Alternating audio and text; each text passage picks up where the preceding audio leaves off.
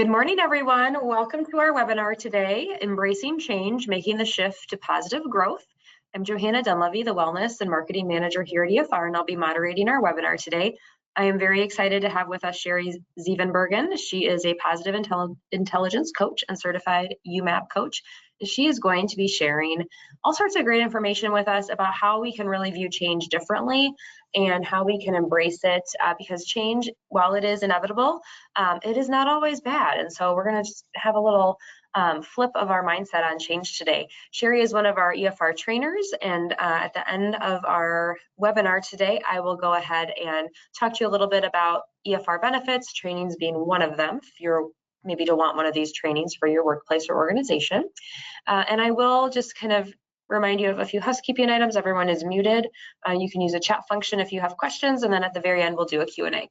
Sherry, go ahead and take it off. Thank you, Johanna. Good morning, everyone. I first off just want to apologize for my raspy voice, and I might be coughing here and there, so I'll put myself on mute if I do, and you may even hear my son coughing in the background because he's homesick today. But luckily, nothing's contagious via webinar. So we'll get going here. So today, like Johanna said, we're going to talk about embracing change and how we can make it positive, because change can be positive in a lot of ways. It just depends how we look at it. So, oops, I'm not sure why this isn't working.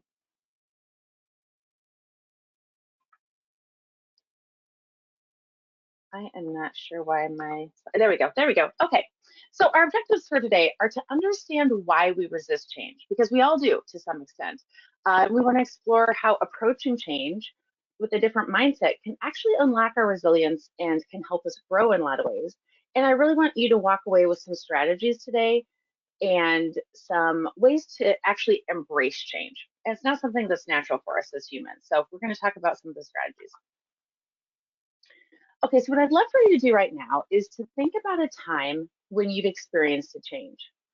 And generally, we're experiencing changes of all sorts on a daily basis. So just think about any change, whether that's in your workplace, in your personal life, but think about what was the change. So if you're thinking about specific change, think specifically about what was it and what your reaction to it. And then I'd also love for you to think about other people's reactions to it, because a lot of times the people around us are reacting differently, and sometimes it can be confusing to us because we wonder, okay, well, why are they reacting in a different way than we are? So it depends upon the change and depends upon the environment, but just think about what was that change and how did you react and how did others react? So I'd like for you to just think about that as we go through today. So where we typically focus, and I'm gonna talk mostly about the workplace right now, but this applies to personal too. When we think about the workplace and there's a change of some sort, where we typically focus is on the processes. And as complex as processes can be, they're generally relatively simple compared to people. And so we typically start there, and we definitely need to look at processes. When there's a change of any sort, we definitely need to look at processes. And processes are something that can be complex, like I said, but if we have a flow chart around a process, for instance, we can create those if-then statements. If this decision is made, then this is going to happen. If the decision is different, then this is going to happen. So we're able to process map processes and draw those out into a flow chart of some sort that really simplify them. However, we sometimes have a tendency to kind of to not forget about the people involved, but to focus less on the people involved, because the processes are just kind of our go-to, and those are relatively easy, I should say, relative to people. But it really requires us to think about the people involved as well and put more of our focus there. One of the reasons we don't is because humans are so complex. We can't just flow chart a human, because even when it comes to ourselves, we might think we know how we're going to react to something. We might think we know our particular thought process, but we often don't. And so it's really hard to flow chart human reactions to things. So then when we consider that we're not the only human involved when there's a change, other humans are involved as well. And the fact that we can't really flow chart the reactions of any human, it really becomes complicated. So I really want you to think about it from the human standpoint today and just about the complexity of humans. So as humans, we each have our own story. And our stories are built upon our own experiences, which have created our beliefs. And every one of us on the planet is unique. And I know you've heard that a million times, but we truly are each unique. And regardless of what our upbringing was, regardless of our environment, our stories are completely unique. We may have had a lot of similar experiences. However, we've each had our own perspective of each experience. We each have our own stories that we create in our own minds based upon those experiences. So one thing I often think about is my own kids. So I actually have a picture of my kids on my on the wallpaper of my computer, and it's a great reminder to me about how different we can be regardless of what our surroundings are. So I have an 11-year-old and a 13-year-old, each of whom is being raised in the same household by the same parents. They're both boys. So there's something in my mind that when I had another boy, it expected me to believe that, oh, I already have the manual. I have the first one figured out, for the most part. I can figure out the second one, but they're each completely different. And so the picture I have on my wallpaper is we were at a beach and it was a cold day. It wasn't a day where we planned to lay on the beach or anything, but we just wanted to visit the beach because we were near it. And one of my boys pulled up his pants. It was probably 60 that day, I'm guessing. He pulled up his pants, so he made them into shorts. He took off his shirt and he ran into the water. My other son in the same picture has on pants that he kept, down at his ankles to keep his legs warm. He has on a coat and he also has his hood on. So these boys, both boys, same household, they react completely differently in the same situation. And so I just love that picture of them because it's just a reminder to me of how we're each so unique and have our own stories and reactions to things. So our brains cling to the familiar. Our brains are like Velcro when it comes to the familiar. We each operate in autopilot to some degree when it comes to a lot of things throughout our day. Because if we didn't, and if our brains didn't cling to the familiar, we would constantly be updating new information every day. So something that I experience a lot is sometimes I'll go to Target and I will think, how did I end up here? Now I know I drove there, but I wasn't consciously thinking about the turns I needed to take. I wasn't consciously thinking through, oh, I have to change lanes. I have to turn on my turning signal, because my brain has gotten to the point where it just kind of operates on autopilot. It knows how to get to Target. It knows how to drive. And so those things are just like Velcro in my mind, and I don't have to think about them anymore.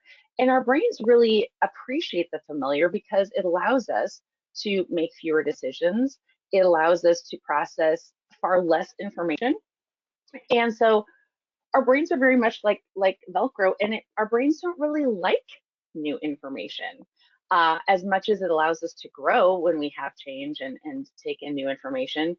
It's really kind of uncomfortable for our brains. So our brains really want to stick with the familiar. And our brains resist change. So when it comes to change, when it comes to anything new, our brains are kind of like a Teflon pan, and it just kind of it wants to resist that and kind of let go of it because it wants to stay safe. It wants to stay in the familiar. It wants to stay on autopilot because it's just safer for our brains. And it's kind of the same. Well, it is the same when it comes to negative versus positive experiences or negative versus positive information, because our brain really wants to cling to the negative, and our brains are kind of like Velcro when it comes to the negative, because our brains they have a heightened awareness of anything negative, because again, our brains want to keep us safe. So if there's something negative that comes into play, our brains think, oh gosh, I got to watch out for this. This is unsafe. This doesn't feel quite right. And so it clings to that negative.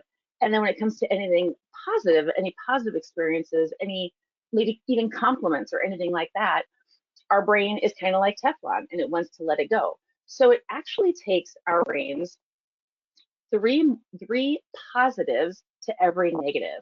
So if we have an experience with, let's say, a coworker, and a coworker has done something that we've perceived as negative, it's going to take three positive interactions with that same coworker in order for our brains to really realize, oh, wait a minute, maybe this coworker is okay. Maybe I can have a positive experience with this coworker, because it's so focused on those negative experiences.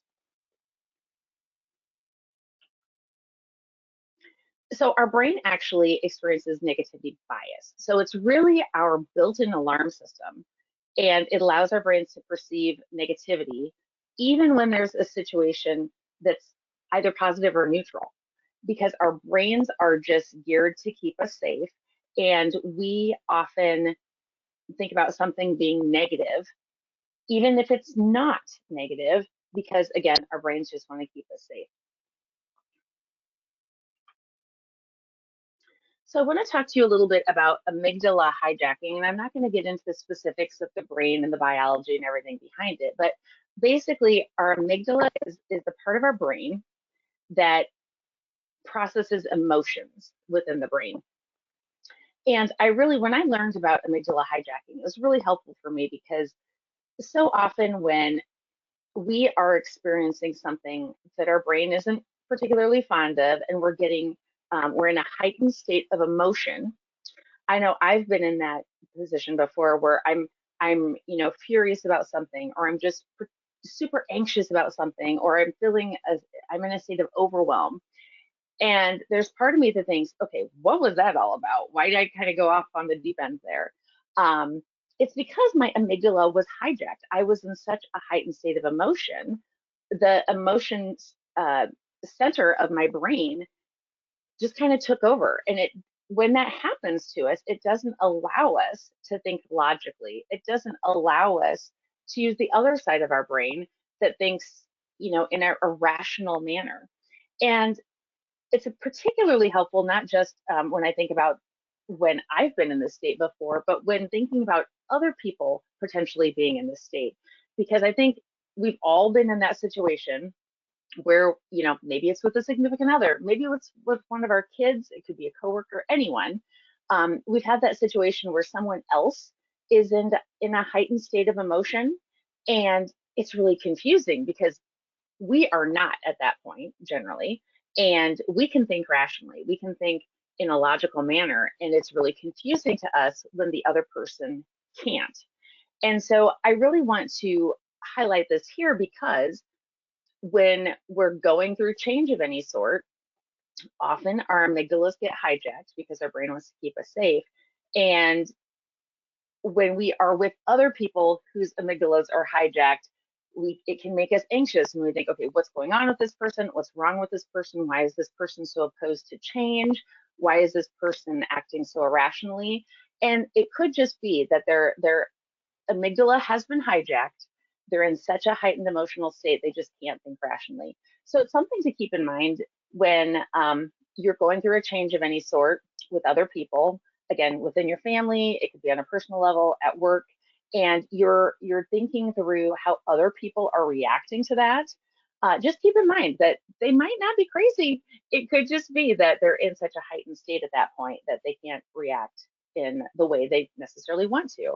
And so when you do experience that with other people, I encourage you to think about the fact that they just cannot act rationally in that moment, and continuing to have discussion, continuing to attempt to get them to think rationally and think through the situation in a logical way just is not going to work, because their brains won't allow them to. So I encourage you just to take a break, to think about timing and delivery, and think about, okay, how can we revisit this later, and how can I help this person operate in a more rational manner? How can I really focus on taking this conversation to a different point, having this conversation at a different point in time, and helping that person at that point. Because often when somebody else's amygdala is hijacked, we really want to focus on, okay, let's get through this. Let's stop let's stop what you're experiencing right now, and it just worsens the situation. Okay, so when it comes to change, I encourage you to get courageous. And I know that's really easy to say. Oftentimes, we hold off on working through a change, or we hold off on taking action of any sort because we have the thought that we need to get more confident. If we just build our confidence up, if we just take this new class, if we just uh, practice a little more, whatever that is, when it comes to change or anything really, we think we just need to build up our confidence. And the challenge is that we don't actually become confident until we take action. It takes doing to gain confidence. And so before we can even gain that confidence, we have to be courageous enough to take an action. We have to be courageous enough to work through the change or whatever that experience is. So I encourage you to get courageous. And the reason there's a picture of a tiger here is because our brains experience discomfort and fear in the same way, regardless of what exactly it is that we should be getting courageous about. So when our brains experience fear because there's a change of some sort, it doesn't know if we're just implementing a new system at work or if we're getting chased by a tiger. Our brain has the same level of discomfort, the same level of fear, regardless of what's actually happening. So sometimes when we have this this discomfort, we think, oh, that's a sign that I shouldn't be doing whatever this is. That's a sign that I shouldn't be making this change, or that we really shouldn't be implementing this system at work, whatever it is. When it's just your body's reaction to saying, wait a minute, here's a change. It's uncomfortable. It might be unsafe. And so it's up to us to really think through, okay, is it really something we need to be fearful of, or is it just uncomfortable and it's something that I need to be courageous about and take action and work through? I also encourage you to really commit to focusing on courage and taking steps to work through whatever discomfort you're working through. Because again, our brains want to tell us to stop. Our brains want to tell us this is unsafe. Don't do whatever it is that you're thinking you might do. So really committing to that and committing to being courageous and working through that is really important. And then as you do that, you'll gain confidence in the process. So I think about this as the 3 C's. We have courage, we have commitment, and then also it takes getting curious. So when we're thinking through a change, when we're experiencing a change, oftentimes our brain is curious because it's saying, okay, wait a minute, what's happening here? But often our brains stop us and think about all of the things that could go wrong. And that's great. We want our brains to do that because we want our brains to keep us safe. However, when we switch our curiosity and we switch that thought process to, well, wait a minute, what if this isn't a good thing? What if something good does come of this? It's really helpful because it changes that mindset to a more positive mindset. So I encourage you to really get curious and think about, okay, if my brain is saying, oh, this is a sign that I shouldn't do it, these are the 18 things that could go wrong, switch that mindset. And it's something that you have to consciously do and think about, but switch that mindset to what if it's not a bad thing? What if we go through this process and this is actually a good change? What if the outcome is even better than expected? And so get curious with yourself, get curious with what could potentially be positive about a change, and then also get curious with other people.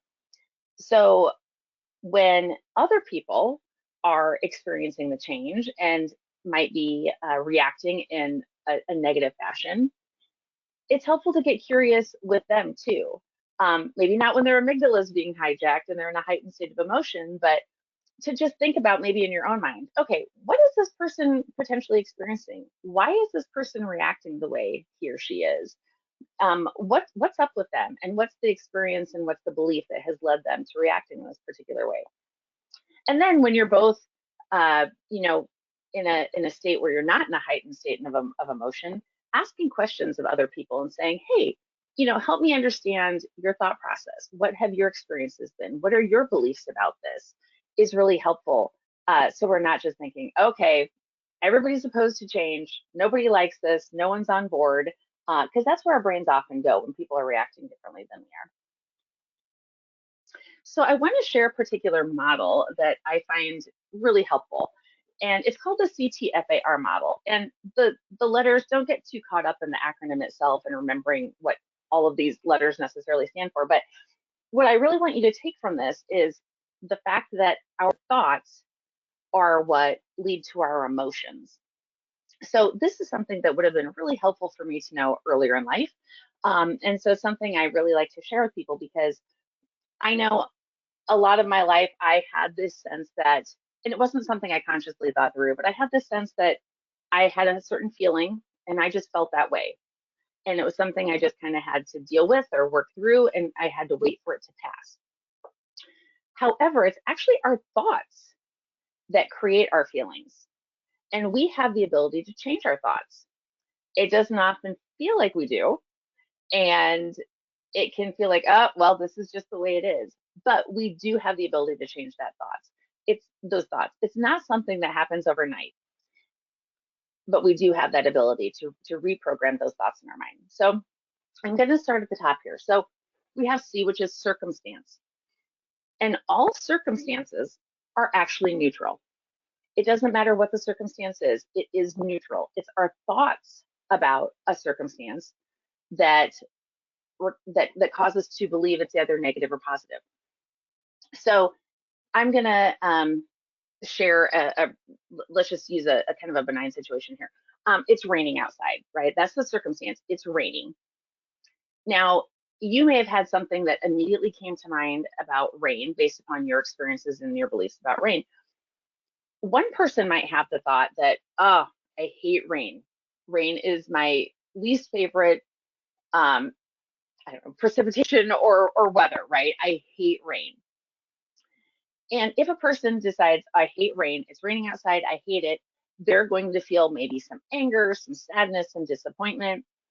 And the action they might take is, I hate rain, I'm angry about it. I'm just going to stay home today. I'm going to cancel everything I had planned. I'm going to stay home. And the result could be that their entire day is disrupted, right?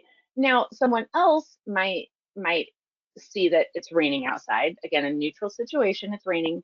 Their thought might be, oh my gosh, I'm so glad it's raining because that's really going to help the crops this year. We haven't had much rain. We really need rain.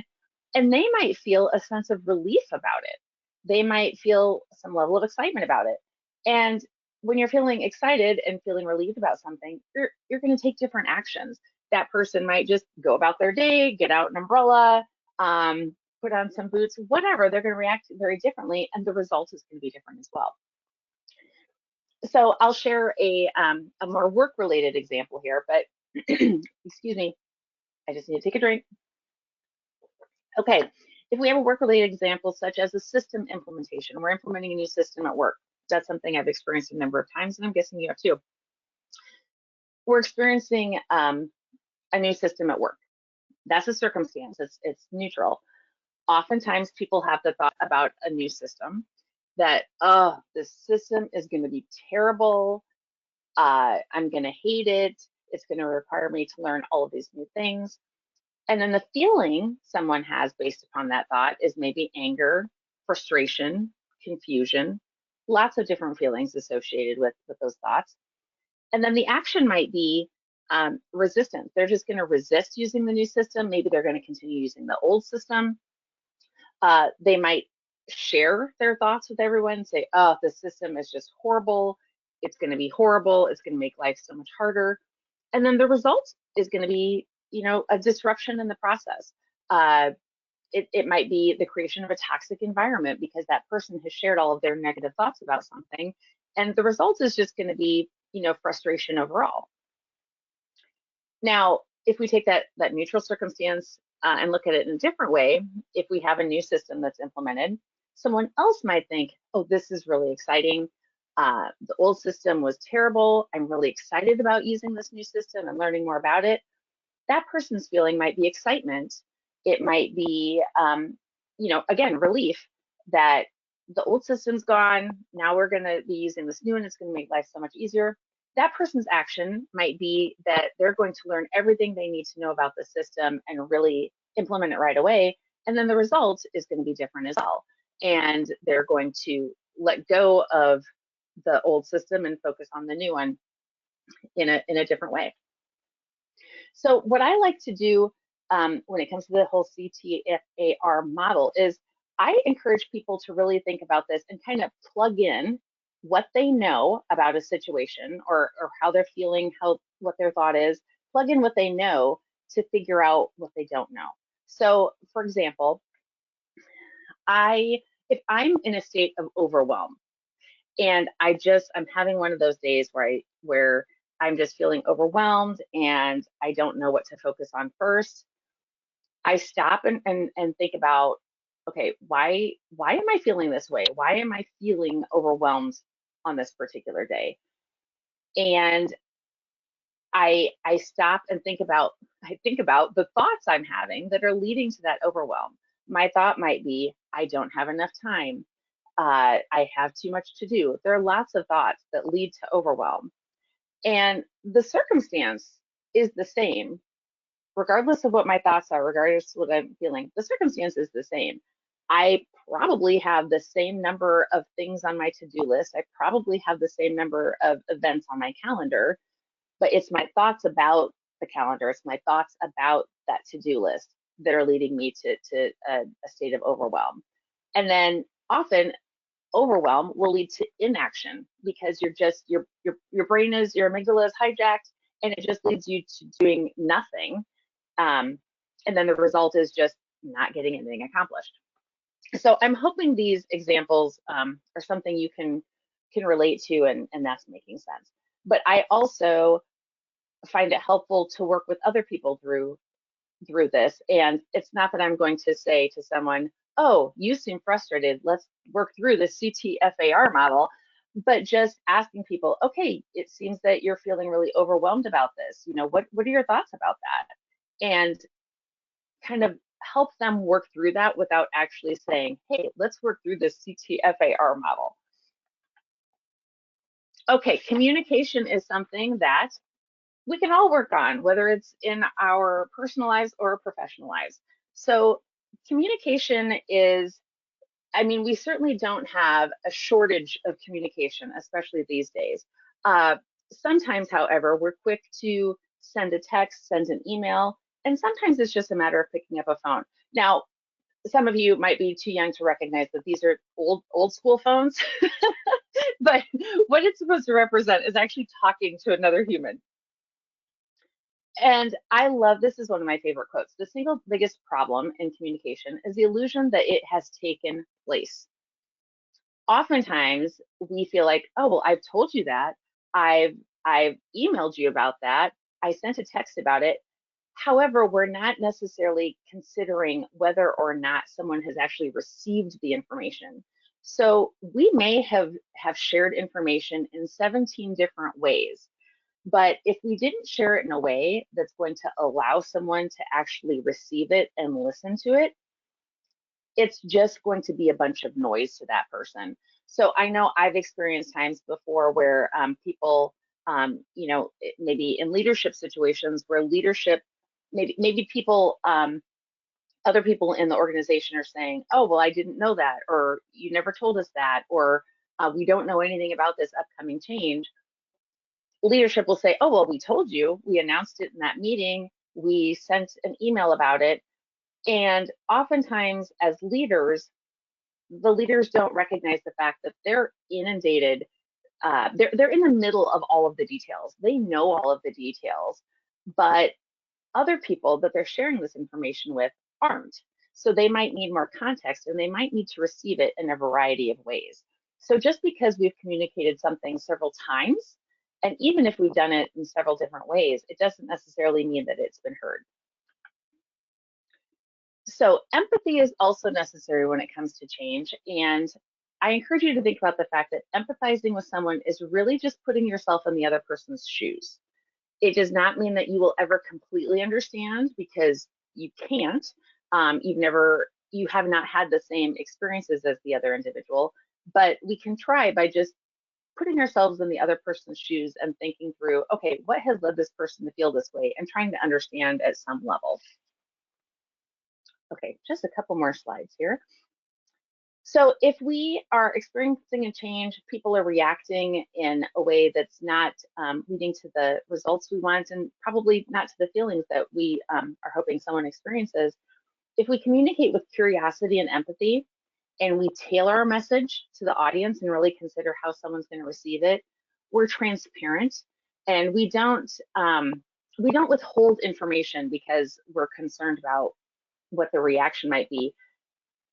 Because our brains are constantly creating stories, people who don't have the information are gonna create stories, whether we want them to or not, regardless of the level of information they have. So generally, if we are transparent, we can help them create a story that's gonna be beneficial to everyone.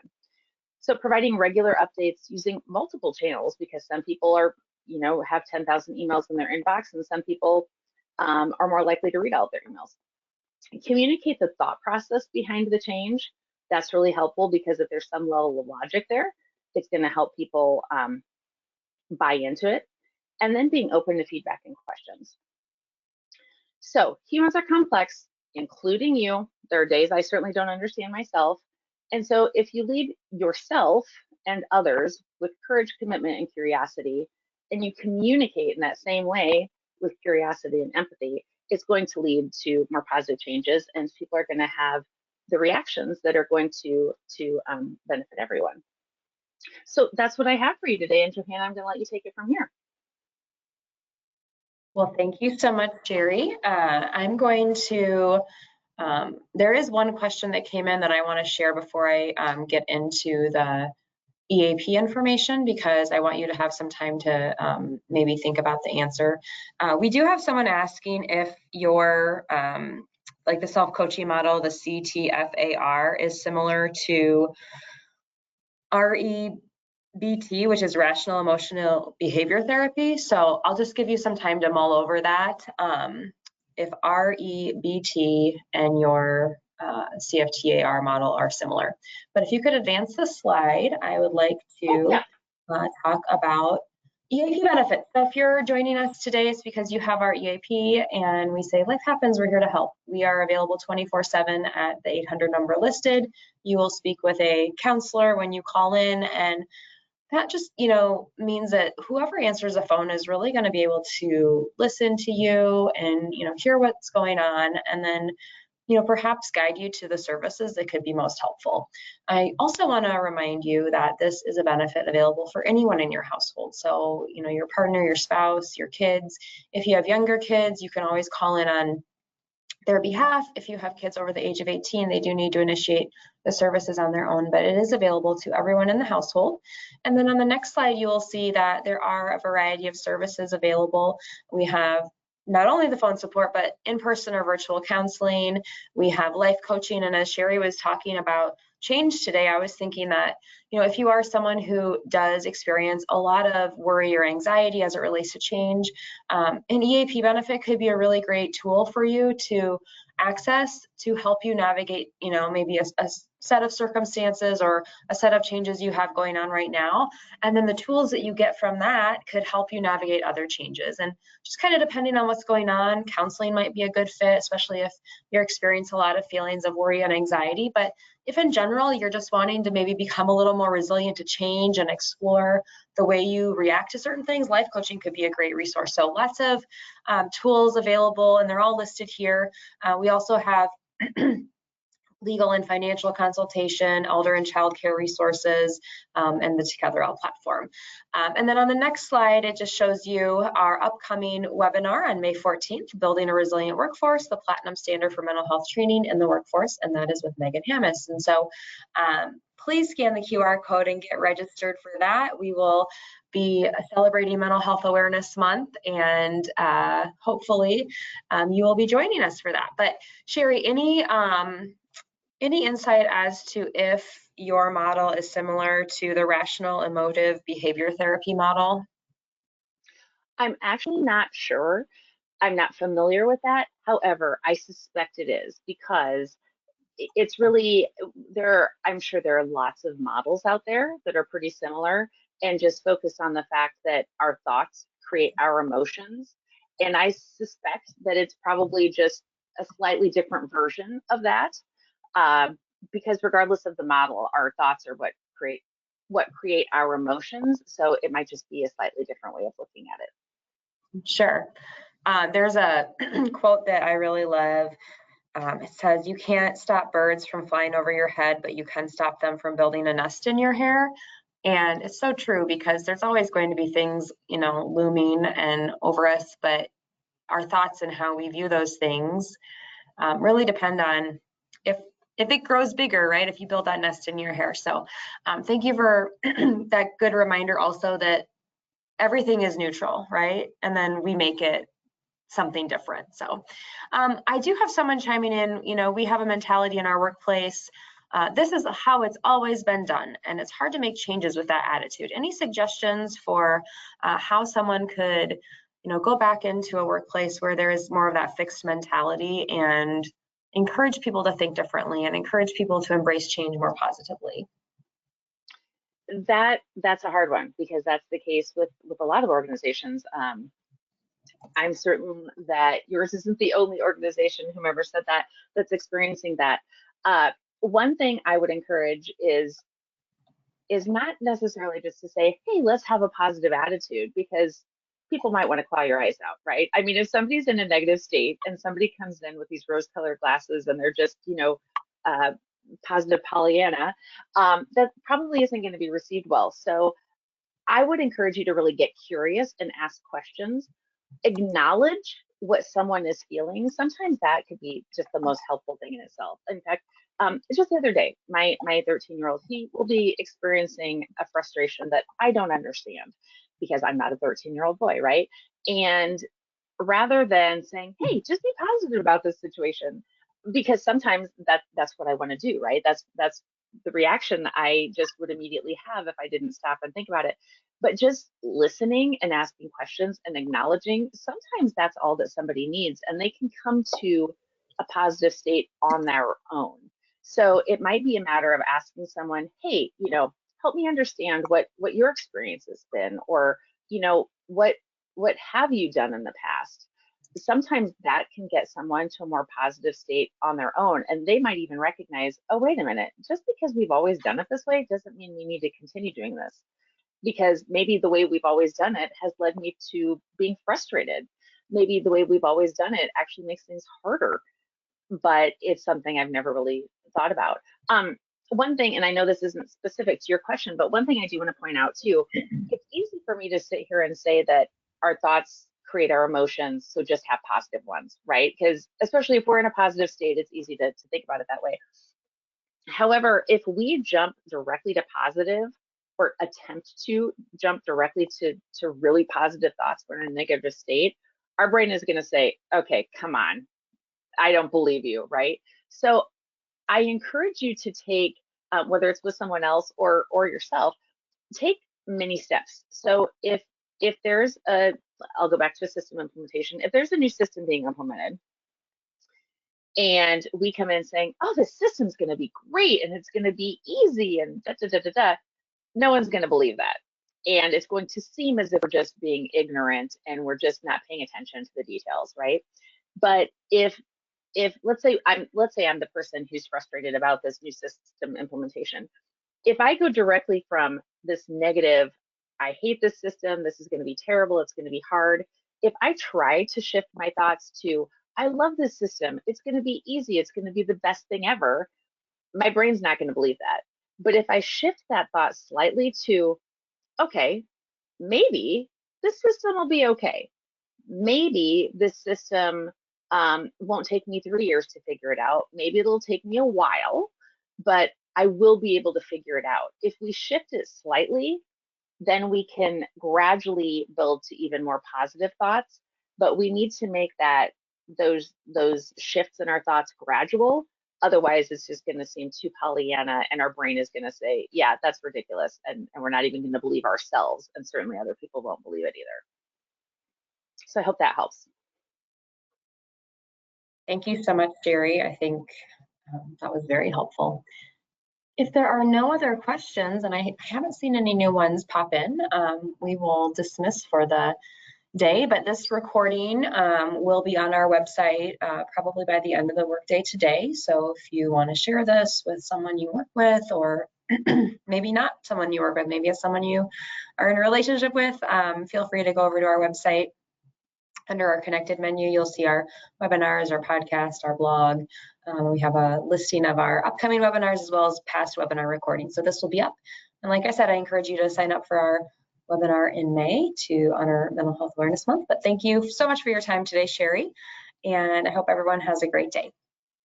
Thanks, Johanna. Thank you, everyone, for being here. Bye-bye. Bye-bye.